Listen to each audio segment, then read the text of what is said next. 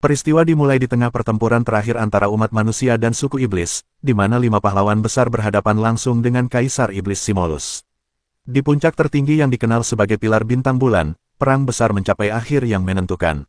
Kaisar Iblis akhirnya berhasil dilenyapkan, namun kelima pahlawan manusia harus menanggung harga yang amat mahal.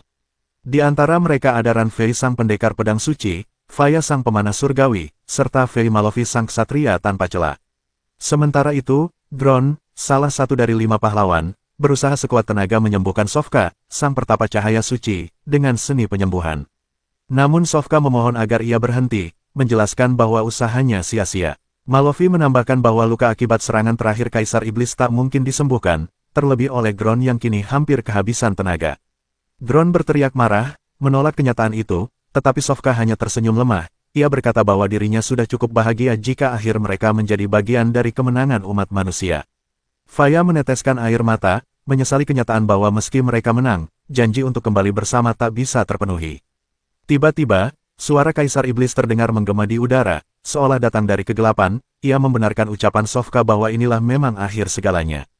Gron kaget mendengarnya dan menoleh mencari sumber suara, namun tak melihat apapun. Suara itu berkata lagi, bahwa yang mereka dengar hanyalah suara terakhir Kaisar Iblis, kata penutup dari pertempuran agung ini.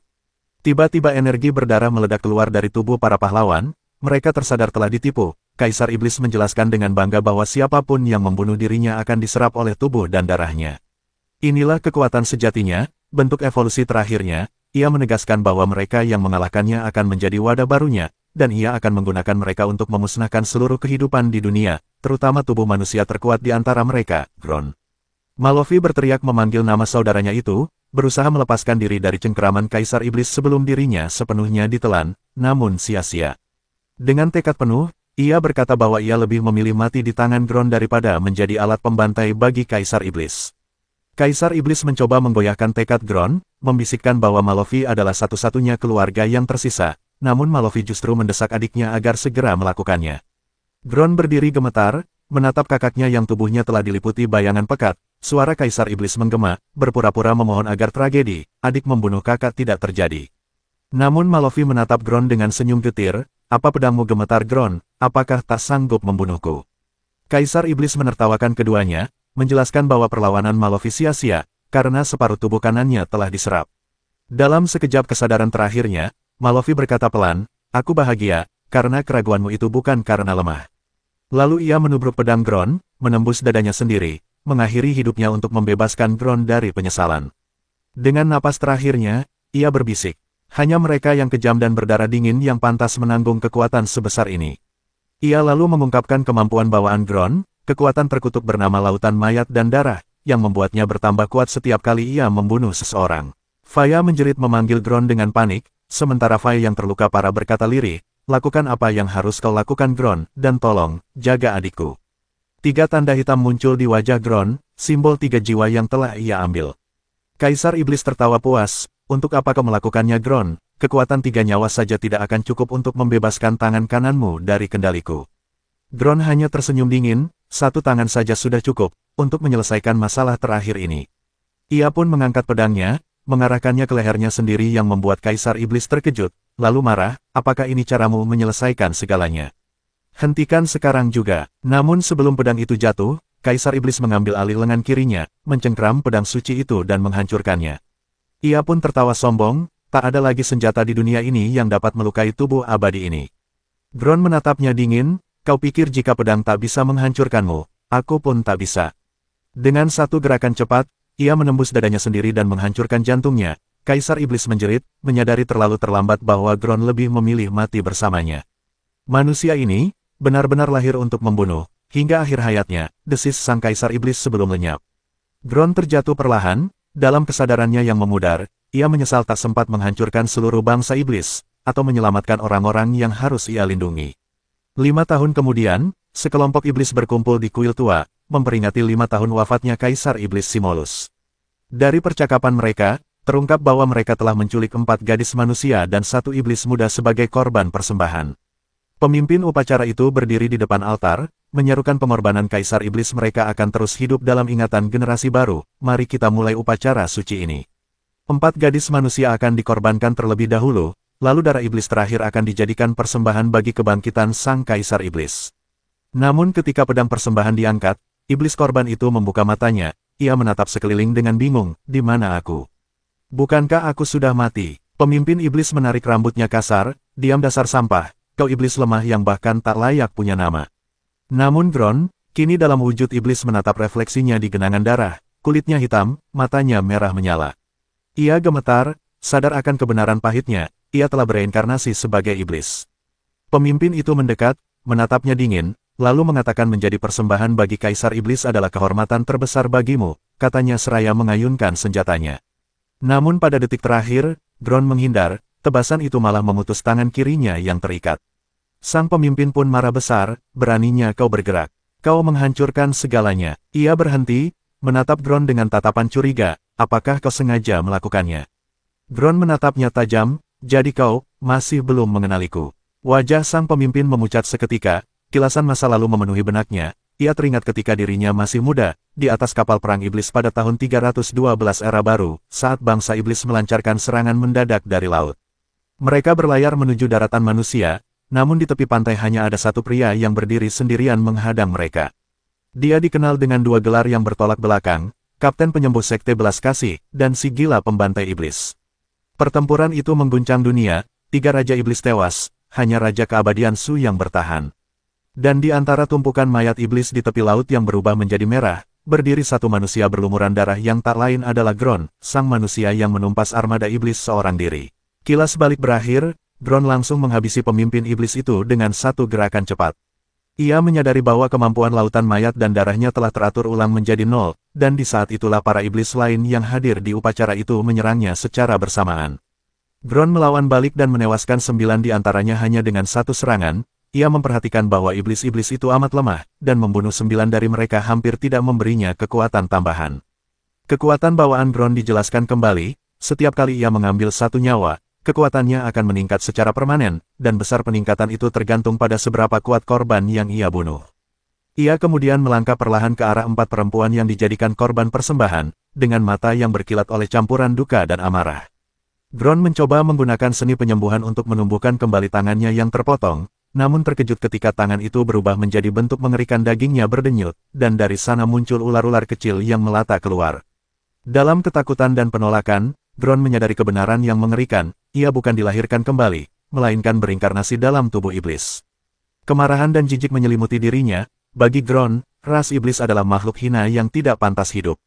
Ia akhirnya mengumumkan dengan suara tegas, bahwa satu-satunya alasan keberadaan ras ini hanyalah untuk dimusnahkan olehnya. Namun pikiran itu membuatnya terguncang, matanya membelalak, dadanya sesak oleh rasa getir yang tak tertahankan, gelombang mual menghantamnya, hingga ia tercekik dan memuntahkan isi perut karena syok yang luar biasa. Salah satu iblis yang sempat ia tangkap mengancam akan menyiksanya sampai ia menjerit sepedih manusia sebelum dibunuh. Iblis itu menggeram, menudingnya sebagai sampah dan menyebut Gron sebagai iblis paling lemah dari semuanya. Gron terdiam lama, tenggelam dalam pikirannya sendiri, bertanya-tanya bagaimana ia bisa berakhir dalam keadaan seperti ini. Iblis di hadapannya mengira Gron sedang ketakutan, lalu memutuskan untuk bersikap lebih kejam agar bisa menakut-nakutinya, namun sebelum ia sempat melanjutkan ancamannya, Gron langsung bergerak cepat dengan satu tebasan tajam, tubuh iblis itu terbelah menjadi 2 tanpa ampun. Diam sejenak, Gron memandangi darah yang menetes di tangannya, lalu menghela napas berat, dalam hatinya ia berkata bahwa jika takdir barunya adalah untuk terus membunuh iblis, maka ia tak akan mengeluh. Satu persatu, ia menghabisi semua iblis yang tersisa di tempat itu. Ketika suasana hening kembali, Gron mengingat percakapan mereka sebelumnya, tentang waktu yang telah berlalu. Dari situ, ia menyadari bahwa sudah 5 tahun sejak pertempuran terakhir melawan Kaisar Iblis, ia pun memutuskan untuk mencari tempat bersembunyi dan memeriksa keadaan dunia saat ini. Dalam perjalanannya, Gron menemukan tengkorak raksasa yang sangat dikenalnya, tengkorak milik troll Yuan Shan, makhluk besar yang dulu ia lawan dengan tangannya sendiri.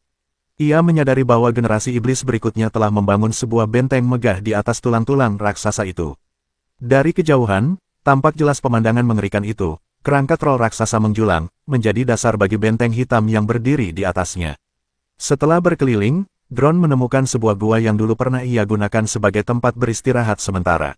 Setelah memastikan tidak ada aktivitas iblis di sekitarnya, ia memutuskan bahwa gua itu cukup aman untuk dijadikan tempat persembunyian. Di dalam gua, Gron menyalakan api kecil, cahaya jingga dari nyala api memantul di wajahnya yang pucat. Dalam keheningan itu, ingatannya melayang ke masa lalu, saat ia masih berpetualang bersama para pahlawan lainnya. Ia mengingat bagaimana ia dulu menyeberangi sungai lava yang membara sambil menggendong rekan-rekannya di pundak, seolah panas itu tak berpengaruh padanya. Dalam kenangan itu, ia juga menggoda Faya, sang pemanah surgawi karena menjahitkan pakaian dari daun-daun. Faya membalas dengan nada kesal bahwa bahan di sana sangat terbatas, membuat semua orang tertawa bersama. Kenangan itu perlahan memudar ketika Gron menatap sebuah patung kecil dari kayu di tangannya, ukiran sederhana yang menggambarkan salah satu rekannya yang telah tiada. Ia menggenggam patung itu erat, membiarkan api unggun menari di depan matanya, sementara kesepian malam menyelimuti dirinya yang kini bukan lagi manusia, bukan pula iblis sepenuhnya. Gron menatap patung kayu kecil di tangannya, salah satu dari beberapa patung yang ia ukir, masing-masing mewakili rekan seperjuangannya yang telah gugur. Dengan hati-hati, ia meletakkan patung itu di samping patung-patung lainnya, seolah tengah berkumpul kembali bersama mereka. Ia berbisik lirih, menyesali bahwa saat itu ia tak mampu berbuat lebih baik untuk menyelamatkan mereka. Beberapa saat kemudian, ia mengambil patung kayu yang menggambarkan dirinya sendiri. Tanpa ragu, Gron melemparkan patung itu ke dalam api unggun. Nyala api melahapnya perlahan, dan Gron menatap kobaran itu tanpa berkedip, seakan sedang menyaksikan sosok lamanya, manusia bernama Gron, terbakar dan lenyap bersama api. Saat ini yang tersisa hanyalah dirinya yang sekarang, sesuatu yang benar-benar baru dan asing. Saat patung itu berubah menjadi abu, pikirannya kembali ke masa kini. Ia bertanya dalam hati, berapa banyak jiwa manusia yang telah binasa di tangan para iblis selama 5 tahun terakhir. Sebuah tekad baru tumbuh di dalam dirinya, jika sekarang ia telah menjadi iblis, maka ia akan menggunakan keadaan ini untuk menghancurkan mereka dari dalam. Dengan tenang, ia menutup matanya dan mencoba menelusuri ingatan tubuh iblis yang kini ia tempati. Ingatan itu mulai mengalir, memperlihatkan kehidupan menyedihkan seekor iblis lemah dari garis darah ular. Iblis itu hanyalah budak di wilayah Yuan Shan, selalu diperlakukan semena-mena di bawah hukum brutal para iblis, yang kuat berkuasa, yang lemah menjadi mangsa. Namun di antara potongan ingatan itu, sesuatu yang lebih mengejutkan muncul. Gron melihat sekelompok iblis muda duduk rapi di sebuah ruangan batu besar, mendengarkan seorang guru iblis yang sedang mengajar tentang keadaan dunia. Gron tertegun. Ia tak pernah membayangkan makhluk seperti mereka mengenal konsep pendidikan. Dalam pandangannya, iblis hanyalah mesin pembunuh tanpa pikiran, alat perang yang diciptakan oleh kaisar iblis semata. Kini, melihat mereka membangun peradaban, bahkan sistem pengajaran, hanya dalam waktu 5 tahun sejak kematian kaisar, Gron merasakan sesuatu yang aneh menggelora di dadanya. Kekaguman, tidak, itu adalah rasa bersalah. Ia menyalahkan dirinya sendiri atas apa yang terjadi, meyakini bahwa semuanya terjadi karena dulu ia tidak cukup kuat dalam kehidupan sebelumnya untuk menyelesaikan semua masalah.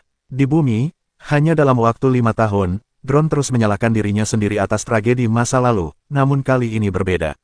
Di kehidupan barunya ini, Gron bersumpah akan menjadi lebih kuat dari siapapun. Ia berjanji, tidak akan berhenti sebelum memburu dan membinasakan semua iblis yang ada di dunia. Sin berpindah ke kamp pelatihan rekrutan baru nomor 2 wilayah Yuanshan. Di sebuah area latihan yang luas, Gron berdiri di antara para rekrutan muda, mendengarkan seorang instruktur iblis yang sedang menjelaskan situasi di benua Solus. 5 tahun telah berlalu sejak Kaisar Iblis mati, namun para iblis, kini dipimpin oleh Su, mendirikan 5 pengadilan besar dan melanjutkan perang tanpa akhir melawan umat manusia. Pertempuran berujung pada kebuntuan, setengah benua dikuasai iblis, setengahnya lagi milik manusia. Sang instruktur lalu berbicara tentang bakat bawaan, kemampuan alami yang dimiliki setiap makhluk sejak lahir. Ia menjelaskan bahwa baik manusia maupun iblis sama-sama memiliki talenta unik, tetapi setiap penggunaannya menguras kekuatan segel terkutuk yang tertanam di tubuh mereka. Segel itu memiliki tingkatan, dari segel pertama hingga segel ke-6, dan di atasnya terdapat tingkat transenden, sesuatu yang hanya bisa dicapai oleh makhluk luar biasa. Dengan sombong, sang instruktur menyebut dirinya pemegang segel kedua, sedangkan para rekrutan baru, termasuk Gron, masih berada di segel pertama. Gron menatap ke tangannya sendiri, menyadari hal yang sama, namun sesuatu berdenyut di dalam tubuhnya, darah ular, simbol ras langka di antara iblis. Ia tahu, ia harus segera mempelajari kekuatan barunya itu, untuk awal dari ujian nyata. Sang instruktur melanjutkan, menjelaskan bahwa segel kedua adalah titik penting di mana seseorang dapat membangkitkan otoritas bakat bawaan mereka. Otoritas itu adalah jurus pamungkas, kemampuan unik yang hanya dimiliki satu individu. Tiba-tiba, seorang iblis muda berbakat datang, langkahnya angkuh, auranya kuat. Para rekrut langsung menyingkir ketakutan saat ia mendorong Gron dengan kasar. Siapa yang mengizinkan budak seperti ini masuk, katanya menghina. Kerumunan ikut menertawakan Gron, menyebutnya sampah tak berguna. Namun sang instruktur menghentikan mereka dengan bentakan, memerintahkan agar Gron dikirim kembali ke selokan, dan segera memulai pelajaran praktik. Ia menjelaskan bahwa kekuatan sejati tidak hanya ditentukan oleh segel dan bakat, tetapi juga oleh taktik, kemampuan membaca situasi, dan kecepatan beradaptasi.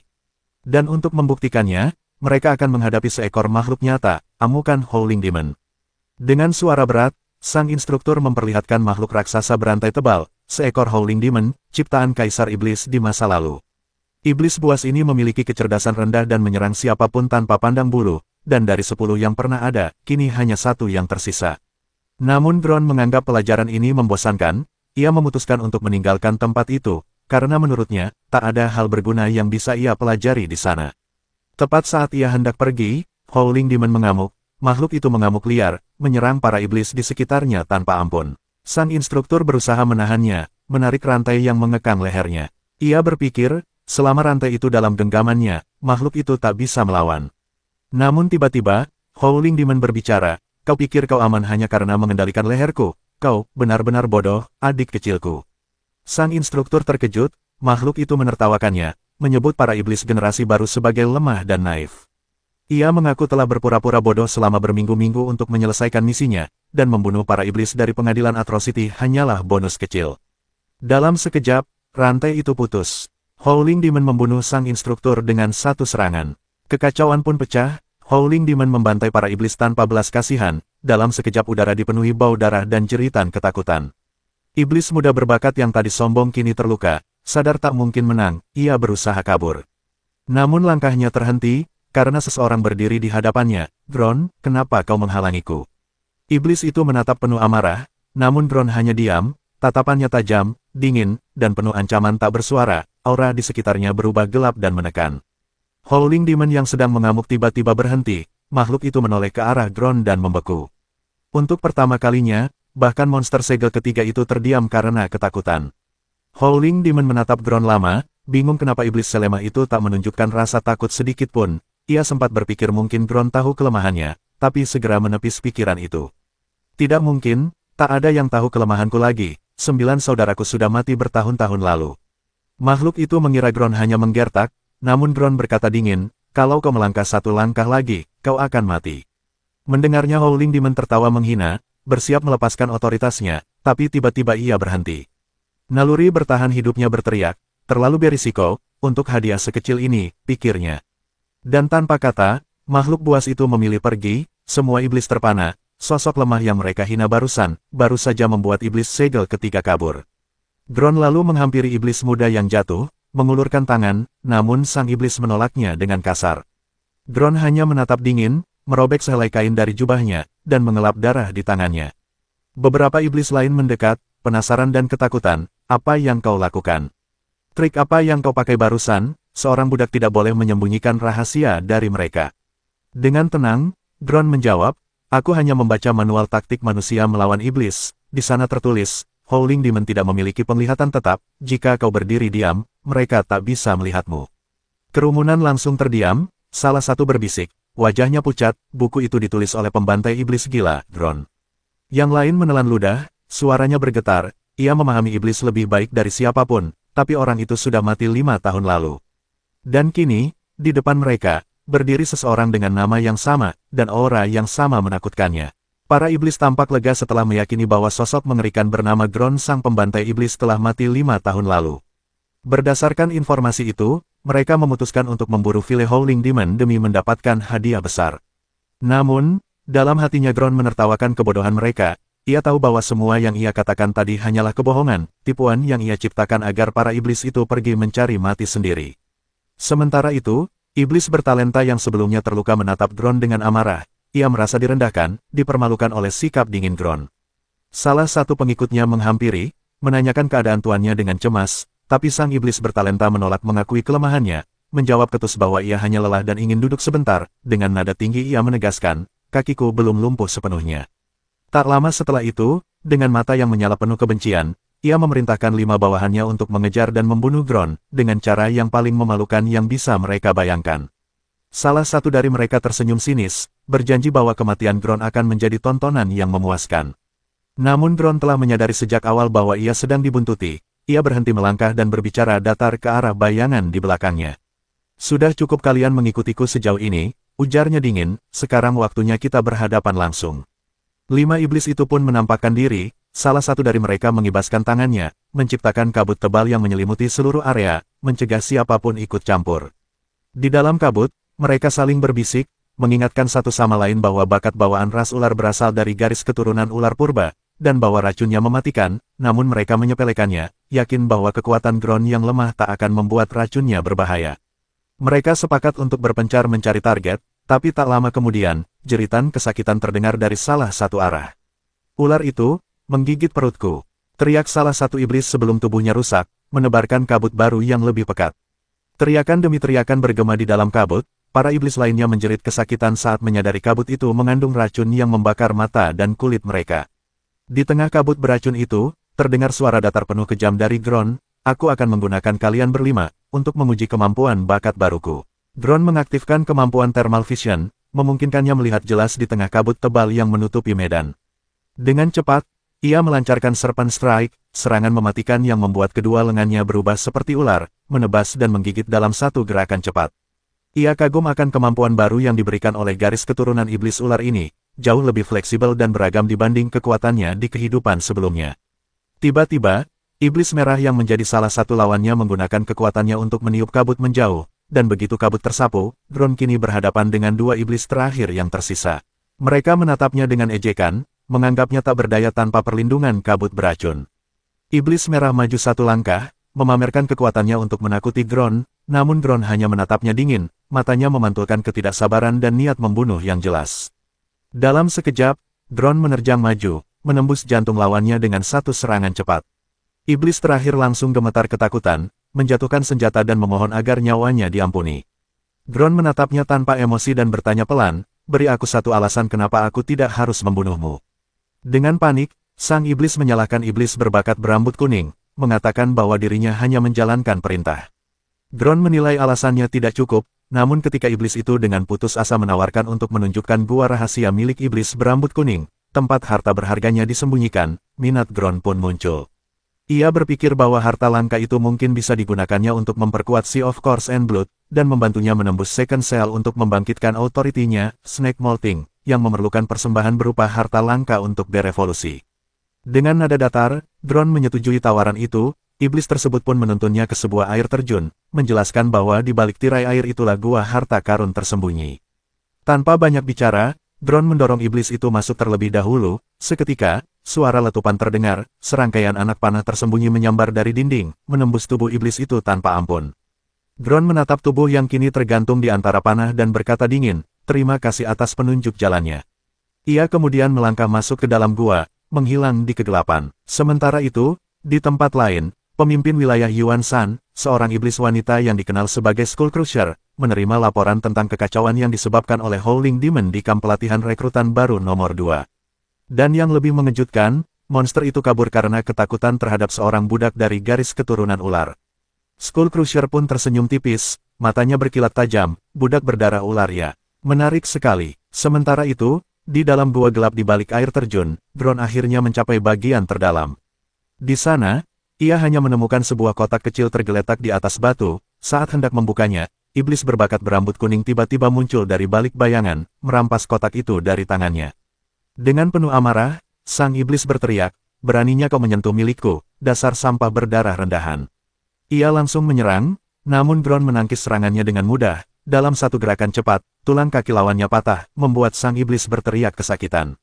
Wajah iblis itu berubah pucat, ia menyadari sesuatu yang menakutkan. Gron bukan lagi budak lemah yang dulu ia hina. Kekuatan dan aura pembunuh dari Gron benar-benar berbeda sekarang, tak heran kelima bawahannya tewas tanpa jejak. Dalam kondisi sempit dan terluka, sang iblis menyadari bahwa bertarung di ruang seperti ini hanyalah bunuh diri. Ia mengertakkan gigi, lalu mengaktifkan bakat bawaannya, Rock Feather Armor. Dari punggungnya, sayap batu yang keras tumbuh cepat, mengubahnya menjadi makhluk bersayap kokoh. Dengan satu kepakan kuat, ia melesat keluar dari gua, meninggalkan Gron di belakang. Namun begitu melihat pemandangan itu, kenangan lama menyergap Gron, tentang iblis bersayap lain di masa lalunya, yang memicu amukan tak terkendali di dalam dirinya. Mata Gron pun memerah, ia mengerahkan seluruh tenaga, melesat dari dalam gua bagaikan peluru. Di udara, sang iblis berbakat menoleh ke belakang, matanya melebar saat melihat Gron mengejarnya, bagaimana mungkin. Gron menyusulnya dalam sekejap, menghujani lawannya dengan pukulan bertubi-tubi, setiap hantaman dipenuhi kebencian dan amarah. Namun sang iblis masih punya tenaga tersisa, dengan satu tendangan keras, ia berhasil melepaskan diri, menendang Gron ke arah bawah. Tubuh Gron terhempas, menghantam permukaan air dengan suara keras, dan jatuh ke dalam danau di bawah tebing. Dengan tatapan penuh ejekan, iblis itu tertawa dan berkata, sepertinya kau jatuh ke danau Jus Yuanshan, danau itu dipenuhi serangga peminum darah yang tak akan berhenti sampai kau tinggal tulang belulang. Tak lama setelah kata-kata itu, ribuan serangga keluar dari air, mendesis ganas, dan mulai menyerang Gron. Iblis muda itu menatap dengan puas, lalu melanjutkan dengan nada serius, serangga Empedu Yuanshan itu rakus terhadap darah, jumlah mereka tak terhitung, seperti bulu pada tubuh sapi, aku akan menikmati saat mereka melahap dagingmu hingga tak tersisa apapun. Dalam hati, iblis itu berpikir bahwa sisa-sisa cairan dari tubuh troll Yuanshan yang legendaris telah cukup untuk membentuk danau mematikan itu, dan kalau Yuanshan masih hidup, manusia pasti sudah punah sejak lama. Namun Gron tidak tinggal diam, ia melawan balik, menghantam dan membantai serangga-serangga itu satu persatu, tenaga yang ia tunjukkan begitu besar, membuat sang iblis berbakat mulai terkejut. Meski demikian, ejekannya belum berhenti, kekuatanmu itu sia-sia, jumlah mereka tak akan habis, tak peduli seberapa banyak yang kau bunuh. Gron kemudian mengaktifkan kemampuan ular di dalam dirinya, gerakannya menjadi cepat dan lincah, puluhan, bahkan ratusan serangan dilepaskan dengan kecepatan luar biasa, membantai kawanan serangga dalam jumlah besar. Namun iblis muda itu tetap mengejek. Gerakan lambat seperti itu kau sebut kekuatan. Kau hanya cacing tanah kotor, tunggu saja, kau akan segera mati perlahan. Beberapa saat kemudian, tubuh-tubuh serangga itu mulai berguguran dari udara, menandakan betapa banyak yang telah dibunuh oleh Gron. Ia tak berhenti sampai akhirnya melesat keluar dari danau dan menyerang iblis berbakat itu secara langsung. Kali ini, iblis itu benar-benar terkejut, kecepatan Gron meningkat drastis. Dalam hatinya, Gron berpikir, serangga-serangga itu memang lemah, tapi jumlah mereka cukup untuk meningkatkan kekuatanku hingga mencapai tingkat segel kedua, dan kekuatan ini sudah cukup untuk menghabisi burung menyebalkan itu. Gron muncul tepat di depan iblis itu dengan tatapan tajam yang membuat udara di sekitarnya terasa menegang. Ia berkata dengan suara rendah namun mengancam, jika kau berkedip sekali lagi, aku akan membelah bagian atas tengkorakmu. Iblis berbakat itu menatapnya dengan marah, dasar kau bajingan gila. Di balik kata-kata itu, terlihat jelas ketakutan di matanya, ia tak bisa mempercayai kecepatan Gron yang begitu luar biasa. Tersulut oleh amarah, sang iblis akhirnya mengeluarkan senjata rahasianya, panah iblis Kaisar Su. Sambil menarik busurnya, ia berkata dengan suara getir, panah ini, kutemukan bersama adikku di tepi laut, sepertinya takdir menuntunku untuk menggunakannya sekarang. Panah itu pun dilepaskan, seketika, cahaya ungu menyambar udara, disertai kilatan petir pekat, panah itu menembus tubuh Gron, dan energi ular kegelapan langsung melilit tubuhnya, memancarkan kekuatan berbahaya yang tak terkendali. Tubuh Gron pun terlempar kembali ke dalam danau, tenggelam ke dasar yang gelap dan sunyi. Iblis berbakat itu menatap permukaan air yang bergolak, jantungnya berdetak cepat, ia bergumam cemas. Apakah dia benar-benar mati? Tidak mungkin ada yang bisa bertahan dari panah petir Kaisar Su. Tak lama kemudian, adik perempuannya datang berlari, wajahnya pucat, penuh kekhawatiran, Kak, kau tidak apa-apa. Iblis itu mengangguk dengan senyum tipis, aku baik-baik saja, hanya pencuri bodoh yang mencoba mengambil barang milik kita. Lihat ini, ia mengangkat sebuah benda berkilau dari tangannya, sebuah artefak berharga, ini adalah benda yang akan menyembuhkan matamu, aku akan melindunginya, bahkan dengan nyawaku. Namun, di dasar danau, sesuatu yang aneh sedang terjadi. Tubuh Gron bereaksi aneh terhadap energi panah itu. Ia merasa bagian dalam tubuhnya bergetar, seolah-olah kekuatan asing sedang mengguncang setiap sel tubuhnya. Panah itu seharusnya tidak memiliki efek seperti ini, tapi kenapa tubuhku meresponnya? Tiba-tiba, sebuah pencerahan melintas dalam pikirannya, potongan-potongan teka-teki yang selama ini tidak ia pahami, kini tersusun sempurna. Dari kegelapan dasar danau, seekor ular raksasa muncul, melingkar membentuk simbol tak terhingga. Saat itu, Gron menyadari kebenaran yang mengejutkan pada tubuhnya, yang tergoda oleh energi pengorbanan langka dari panah itu, telah membangkitkan otoritas sejatinya secara otomatis. Ia tersenyum samar di tengah pusaran energi, sepertinya, kali ini keberuntungan berpihak padaku, kekuatan garis keturunan ular purba pun terungkap, Snake Molting.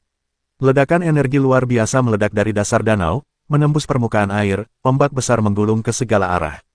Di tepian, Sang iblis dan adiknya menatap gelembung-gelembung air yang mulai menghilang dari permukaan. Mereka berpikir Gron telah benar-benar mati, namun, ketenangan itu hanyalah awal dari sesuatu yang jauh lebih menakutkan.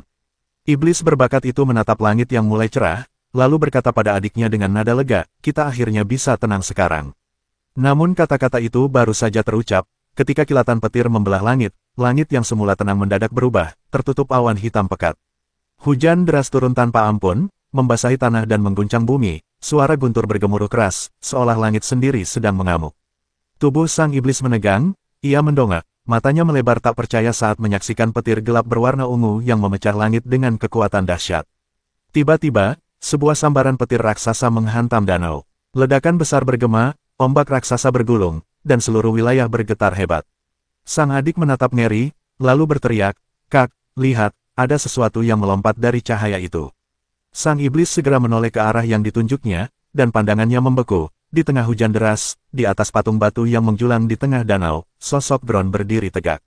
Tubuhnya kini diselimuti aura petir ungu yang menyala-nyala, berdesis liar di sekelilingnya, tatapannya dingin, napasnya tenang, namun kekuatan yang terpancar darinya begitu mengerikan. Keduanya terpaku di tempat, tak percaya bahwa makhluk yang seharusnya mati kini kembali dengan wujud yang lebih menakutkan dari sebelumnya. Di tengah hujan yang menggila, suara Gron terdengar jelas, datar namun menusuk, "Maaf, sudah membuat kalian menunggu kematian kalian begitu lama." Ia terdiam sejenak, lalu tersenyum samar, "Ah, ini salahku, seharusnya kukatakan, penantian kalian sudah berakhir." Kemarahan meledak di wajah sang iblis berbakat, "Jangan sombong, kau petani busuk," teriaknya sembari menerjang dengan amarah membara. Namun, serangannya bahkan tak sempat menyentuh, Gron menggerakkan pedangnya ringan, satu tebasan cepat, dan iblis itu terpental ke udara, darah muncrat dari luka di dadanya. Suara jeritan marah bercampur frustasi keluar dari mulutnya. "Kau mempermainkanku, dasar iblis busuk." Namun sebelum ia sempat melanjutkan serangannya, Gron sudah muncul di belakangnya, lebih cepat dari pandangan mata. Dengan gerakan tenang, Gron mencengkeram dan mencabik salah satu sayap iblis itu.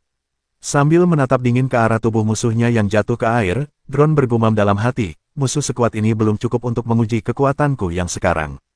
Tubuh iblis itu menghantam permukaan danau, menciptakan cipratan air yang tinggi. Adik perempuannya menjerit, berlari ke tepi air dengan air mata bercampur hujan di wajahnya. "Kak!" serunya penuh panik, ia menatap ke arah danau yang bergolak, takut akan kehilangan satu-satunya keluarganya. Di bawah hujan deras, iblis yang terluka itu mengepalkan tangannya, darah mengalir dari luka-lukanya. "Kenapa, aku begitu lemah?" gumamnya dengan suara serak.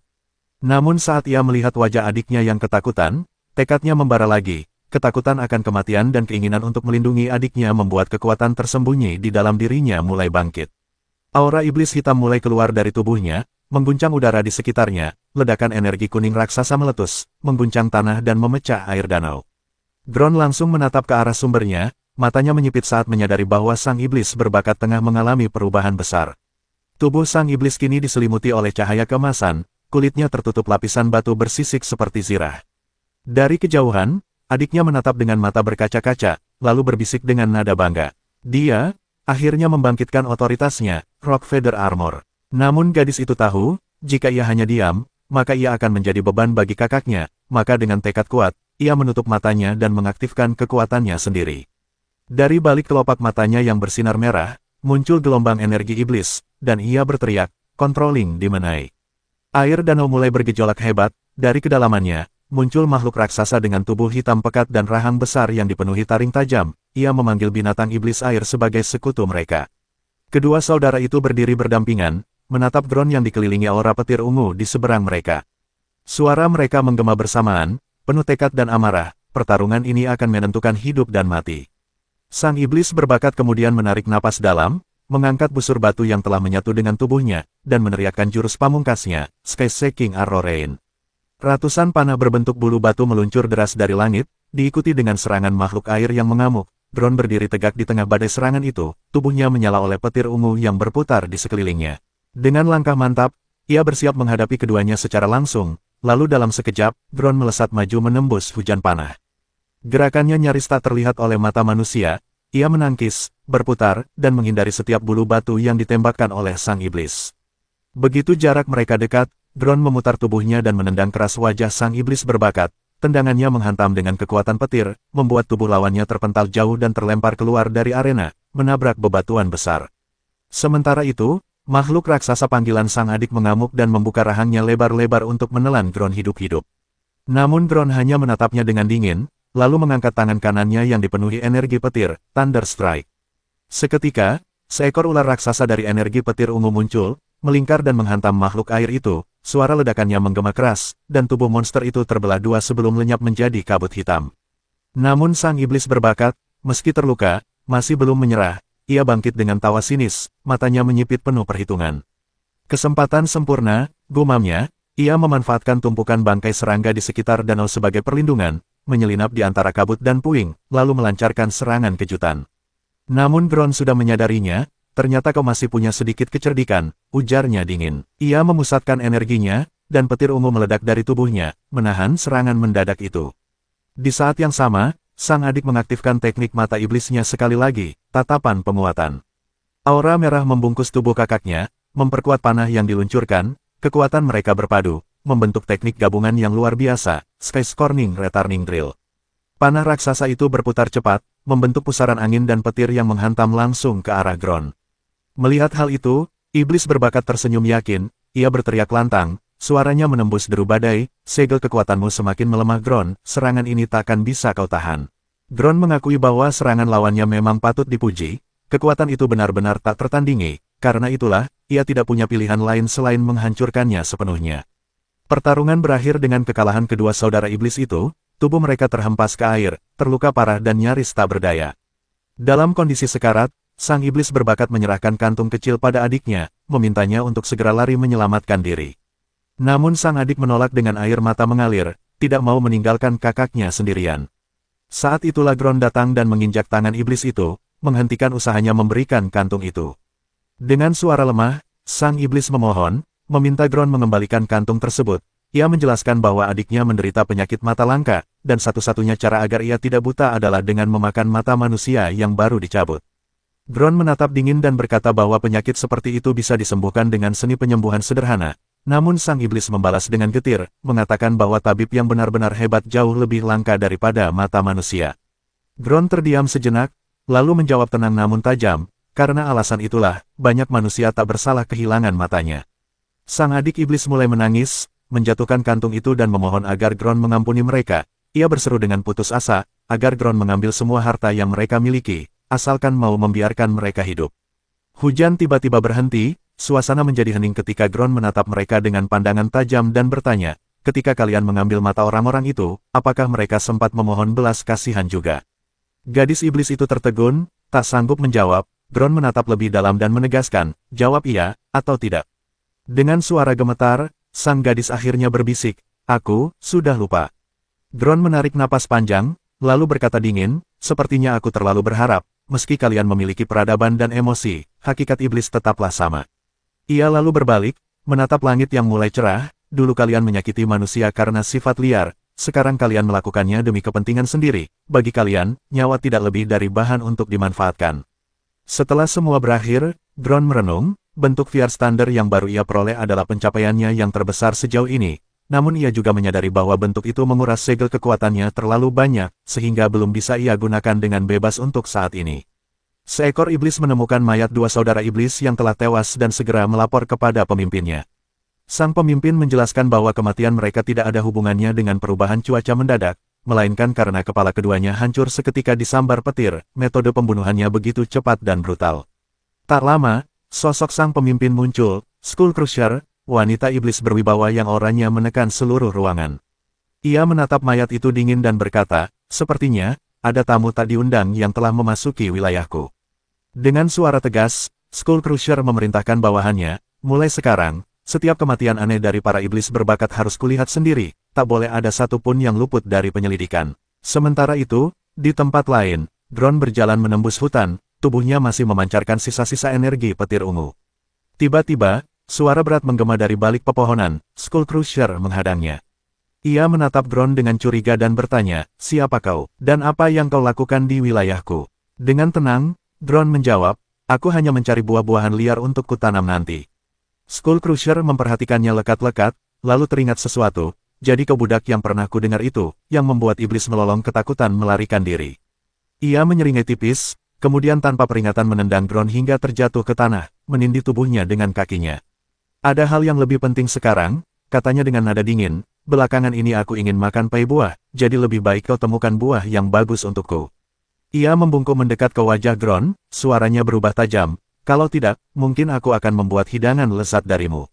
Dalam jarak dekat itu, Gron memanfaatkan kesempatan untuk menilai kekuatannya, ia segera menyadari, Skull Crusher berada di level segel keempat, tipe pertahanan dengan kekuatan fisik luar biasa, sangat mirip dengan mantan rekannya, Faya. Gron berpikir cepat, kini dirinya termasuk tipe kecepatan, yang memberinya keunggulan melawan lawan kuat, namun ia kekurangan kemampuan serangan yang efektif terhadap tipe pertahanan seperti Skull Crusher.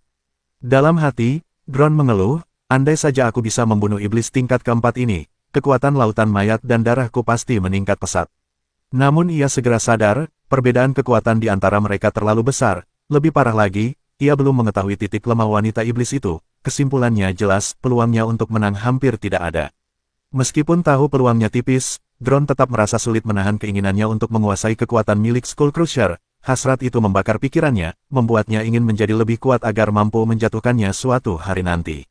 Sementara itu, Skull Crusher tengah menelusuri ensiklopedia bakat bawaan untuk menyelidiki kemampuan yang digunakan membunuh dua iblis sebelumnya. Ia menolak kemungkinan bakat penyimpan listrik, karena jejak luka di tubuh korban tidak cocok dengan jenis arus listrik tersebut.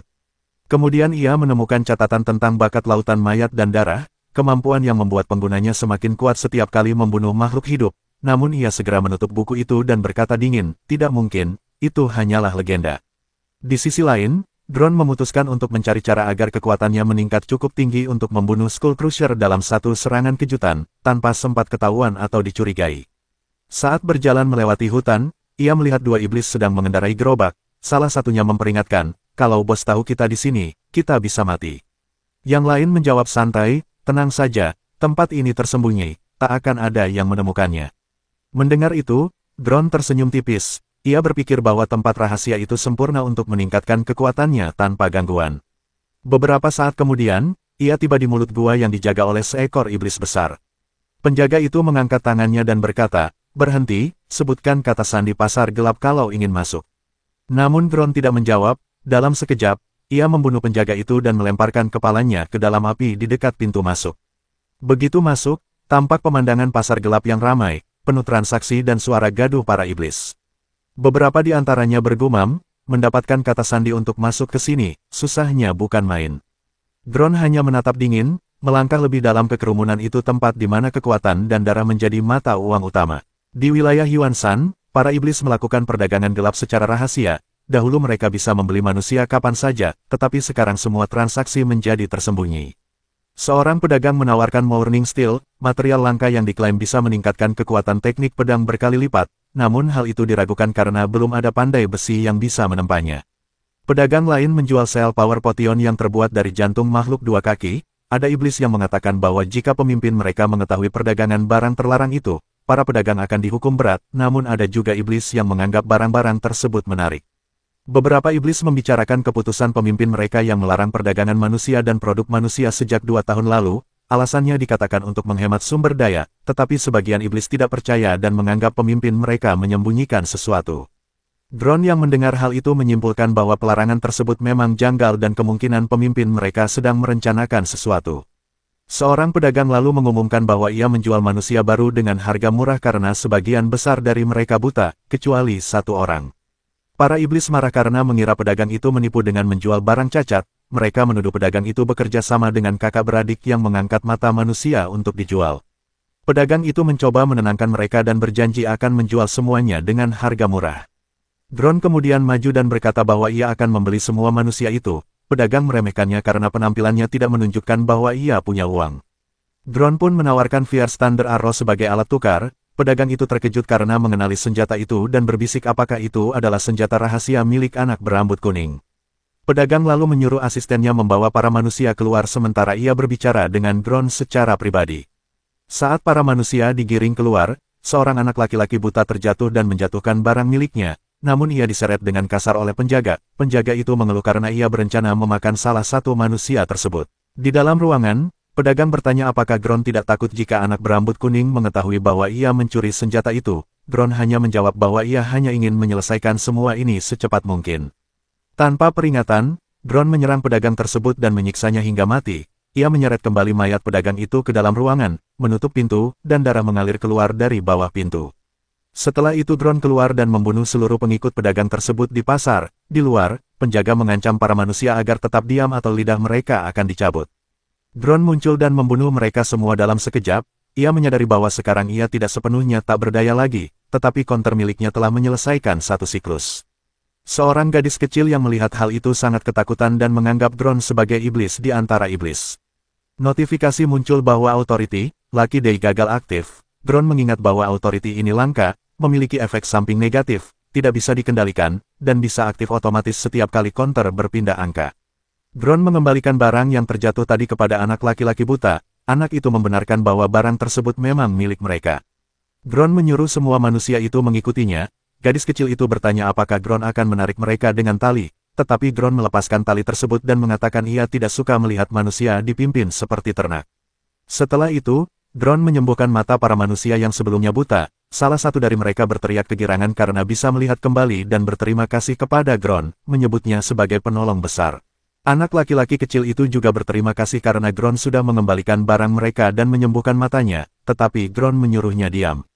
Gadis kecil itu kemudian bertanya kenapa Drone menyelamatkan mereka padahal dia sendiri adalah iblis. Drone hanya menjawab bahwa ia melakukannya karena ia ingin. Gadis itu bingung dengan jawabannya, tetapi Drone menatapnya tajam dan menyuruhnya diam saja.